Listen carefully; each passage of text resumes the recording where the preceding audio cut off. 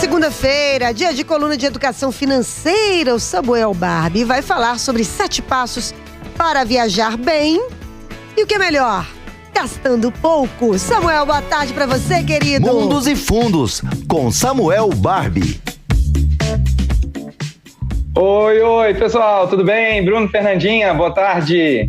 Boa tarde, Samuel. Estamos aqui acelerando igual o Verstappen esse final de semana. Acelerando igual o Galo também? Igual o Galo, exatamente. Não, a gente tá mais Verstappen, deixando tudo pra última volta. Então, pessoal, vamos falar de viagem hoje? Vamos lá. Pois é, vai chegar no final do ano, dá aquela vontade, né, da gente poder viajar e também, ao mesmo tempo, que não pese muito no bolso, né? Porque viagem realmente é uma coisa que a gente acaba, às vezes, deixando um pouco para depois, porque o negócio, fica pesadão, fica salgado pro orçamento, não é isso? Exatamente. Mas a gente tá querendo viajar com você aqui, Samuel.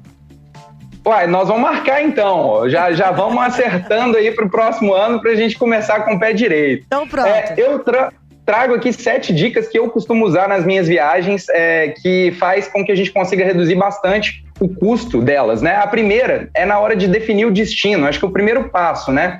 Tem um site que eu adoro acompanhar que chama Quanto Custa Viajar. Eu não sei se vocês já acompanharam esse site. Não. Eu vou deixar no link da coluna escrita dessa semana, então quem quiser olhar cada uma dessas dicas escritas e clicar nos links, vai estar disponível lá. Mas esse site é muito bom. Por quê? Quando a gente define o lugar que a gente vai viajar, muitas vezes as pessoas vão só pela vontade. Tipo, eu quero visitar tal lugar. E pronto, definiu. Mas o ideal é que a gente faça uma lista, né? Um certo planejamento, dizendo assim, olha, eu quero visitar vários lugares na minha vida. Minha vida eu espero que ela seja longa, né? Então tem vários lugares que eu vou querer ir ao longo do tempo. Eu listo esses lugares, olho a melhor data para ir em cada um deles, então coloco nessa planilha e entro nesse site Quanto Custa Viajar, que ele orça para você, assim, passagem, hospedagem, de acordo com o seu perfil, se você for um cara mais mochileiro, se você for um cara mais resort, mais hotel, ele vai orçar e te dar as opções do que fazer durante o período de estadia. Então você pode colocar estadia até 30 dias e ele já tira ali, tipo assim, um resumão rapidinho de quanto que aquela viagem mais ou menos vai custar por item, né? Eu gosto muito de usar essa ferramenta, então eu vou colocando ali e aí eu defino os meus destinos de acordo com o momento da minha vida. Então eu falo que assim, num primeiro momento eu escolhi viajar para longe pra caramba, porque eu falei assim, quando eu tiver filho, provavelmente, né, se eu optar por ter filho, eu vou precisar viajar para mais perto. Então eu fui Indonésia, Japão, Tailândia, etc. E agora, tipo assim, se eu optar por criar uma família, talvez eu queira viajar para mais perto, Argentina ou por aqui pelo Brasil mesmo. Então você pode ir criando isso e fazer um planejamento para os momentos diferentes da sua vida, você escolher esses melhores destinos e que se adequam mais ao seu bolso naquele momento. Então esse é o primeiro passo. Legal, bacana. Vamos para o segundo. O segundo passo são as passagens. Então, uma vez que você decidiu e já tem mais ou menos o valor, né, que você imagina, as passagens costumam, assim, dependendo se for uma viagem internacional, até mesmo uma viagem nacional, e se você for de avião, as passagens costumam tomar ali quase 30% do valor de uma grande viagem. Então, o que acontece? A passagem é um lugar que você pode economizar, sim, bastante dinheiro. Então, eu falo que você tem que associar os momentos. O que é isso? É a sua vontade, mas ao mesmo tempo a oportunidade que está criada. Então você precisa traçar tudo isso. Por exemplo, agora a gente está com um câmbio super ruim, então viajar para fora é um momento ruim.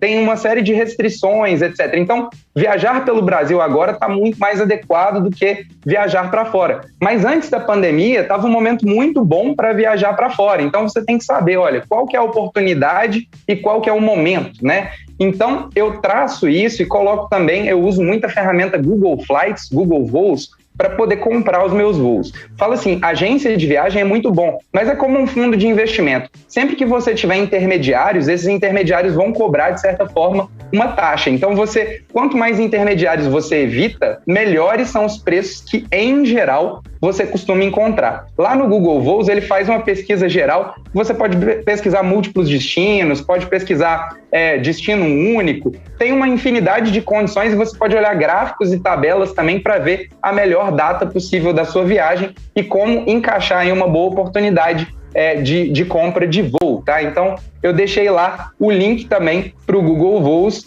E o mais importante, gente, quando você vai separar uma viagem, tenta não usar aquela aba normal quando você está pesquisando no site. Você tem que usar a aba anônima. Sabe aquela aba anônima do Google Chrome? Que você usa ela, tipo assim, para poder evitar o que a gente chama de cookies, tá? Esses cookies são o seguinte, eles vão pegando aquilo que você vai pesquisando e registrando para gerar para você uma situação de escassez. Por exemplo, eu quero viajar para Fernando de Noronha entre o dia 20 e o dia 30 de um determinado mês. Se você ficar pesquisando muitas vezes, o algoritmo entende que você está pesquisando aquilo que você precisa daquela passagem. Então ele começa a aumentar o preço das passagens para você ter aquela sensação, se eu não comprar agora, eu vou perder essa oportunidade. Que loucura isso, Samuca. Não sabia disso, não. É muito louco isso, gente. Então tem que ter muita atenção. Serve de consultor eu não sabia que era isso, mas eu já via que aquele negócio do cookie era do mal. Eu já tinha um negócio, esse negócio de cookies, é uma coisa, isso aí é do mal. Isso aí não aceita, não. Aí pergunta, aceita cookie? Eu falei, não, obrigado, quero cookie, não. O problema é que às vezes eles não te deixam nem navegar se você não aceitar os cookies, né? Então, por isso que é bom usar a aba anônima, porque ela, de certa forma, ela faz uma pesquisa que não utiliza cookies. Então, use a aba anônima e evite ficar essa aba anônima? Muitas vezes. Você clica, normalmente você clica assim nos 3 pontinhos no canto superior direito da sua tela do navegador e coloca navegar em aba anônima. Tá. E aí, tudo bem, você pode fazer a sua pesquisa. Beleza. Tá? E também tem sites de promoções de passagens, como passagens imperdíveis, melhores destinos, hotel urbano. Eu sempre peguei já umas boas barganhas por esses sites. Às vezes a gente já conseguiu passagens até para a Europa por R$700, R$800. São coisas incríveis, assim, que você pagaria muito mais se não fosse numa promoção, né? Bacana. Depende Vamos da pro época passo também, 3. né? Sempre. Inclusive, uma outra dica, eu não tinha mapeado ela, mas eu acho que é importante, é o seguinte, quanto mais próximo da viagem, em geral, mais caro, quanto mais distante da viagem, também mais caro. Então, aqueles caras que são muito antecipados, que querem tudo planejadinho, sei lá, 1 ano antes da viagem, acabam também pagando mais caro. Tem uma janela ideal de compra de passagem que vai de 4 a 2 meses antes do seu trajeto, tá? Ah, bom saber. Bom saber, bacana. Isso é super importante, assim, uma coisa que me incomoda bastante, e eu não sei se sou só eu, mas tem uma lógica, é ficar pagando viagem depois de já ter voltado. Você vai lá, viaja e aí ainda tem parcelas a pagar. Isso é um negócio que meio que dá um amargor da própria viagem. Eu falei, cara, não sei se eu devia ter ido, não. Tô pagando até agora. É uma coisa que me motiva a antecipar o golpe por causa disso. Já ter pago tudo, tá tudo certinho, bora, voltou, é vida nova. É isso mesmo, Bruno. Eu trabalho igualzinho você. Eu gosto de pagar tudo antes e já ir tranquilo, sem preocupação na hora que voltar. E isso é até bom, porque você não fica atolado no cartão de crédito e não corre o risco depois de ter gastos inesperados e, de certa forma, cair no rotativo do cartão de crédito e pagar juros altos, né? É verdade. Agora, terceiro passo, hospedagem, tá, gente? Tem hospedagem para todo tipo de perfil. Eu uso muito o site Booking, mas tem também o Airbnb, tem o Hotels.com e tem um outro muito legal que chama Couchsurfing. Eu usei muito isso quando eu ainda não tinha cabelos brancos aqui, né? Viajava pelos lugares, eu ficava nos quartos de pessoas ou nos sofás de pessoas usando o Couchsurfing. Então não pagava hospedagem porque eu ia conhecer novas pessoas, viajar pelos lugares e combinava com elas por esse site para eu poder ficar tranquilão sem ter custo de hospedagem, né? Então, recomendo esses sites e as pesquisas, e eu dou uma dica que eu gosto muito também, que é procurar por flats. O pessoal tem sempre aquela questão de, eu preciso ser servido, eu quero estar num hotel. O hotel é muito bom, sempre é muito bom, mas depende do seu momento de vida e depende do tanto dinheiro que você quer gastar. Eu fico sempre, em geral, eu procuro flats, que são apartamentos muito bem localizados, que têm um ticket médio, né, um valor normalmente menor do que hotéis, e me dão também uma cozinha estruturada, bem como, às vezes, até lavanderia. Como eu gosto de viajar por 20, 30, 40 dias, eu chamo as minhas viagens, eu não chamo de viagens, eu chamo de mini aposentadorias. Eu falo que eu me aposento todos os anos uma vez, tá? Então, a minha ideia é tentar economizar um pouco nessas hospedagens, mas ao mesmo tempo sem perder qualidade. Esses flats dão muito disso. Eles dão ali um bom chuveiro, uma boa cama, um ar-condicionado decente e também você sempre muito bem localizado, então você gasta menos em transportes, o que é muito importante, sabe? E o Booking, o Airbnb e o Hotels.com também tem a opção de você pesquisar por flats que acabam saindo bem mais baratos. Isso é verdade, Samuca. Eu fiz isso 2 vezes numa viagem minha ao Chile.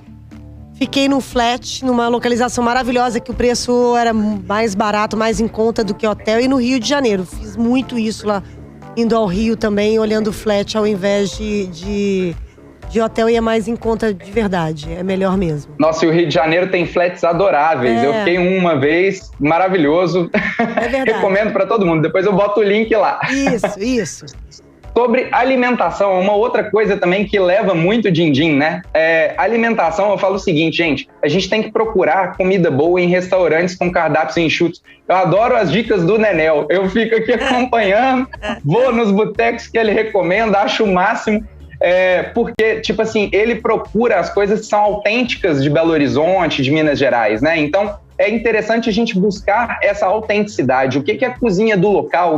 O que as pessoas que moram ali comem? Você acaba comendo uma comida de excelente qualidade e experimentando muito da cultura do lugar. Então, não necessariamente só de restaurantes de 5 estrelas, 4 estrelas, vive aí um viajante. O viajante que, principalmente aquele que se pretende viajar um pouco mais de tempo, acaba tendo que lidar aí com restaurantes que não só porque são baratos, são ruins. Muitas vezes você encontra em restaurantes mais baratos uma culinária excepcional, né? Então, cabe aí procurar esses lugares. Eu gosto muito de pesquisar, né, com o Google Maps. Eu adoro usar o Google Maps, ele tem excelentes recomendações para isso. Eu faço listas dos restaurantes antes de ir para o lugar. Porque aí eu já sei, se eu estiver visitando uma determinada área e quiser comer, eu já tenho opções ali, não fica aquela coisa desesperadora de você ter que procurar um restaurante de última hora. Então é muito bom acompanhar por aí e visitar também o Instagram desses restaurantes, já ter mais ou menos um mapeamento, não precisa ser super preciso, mas com alguns detalhes antes de chegar no lugar, você acaba economizando tempo, que é o ativo mais precioso numa viagem. Às vezes a gente trabalha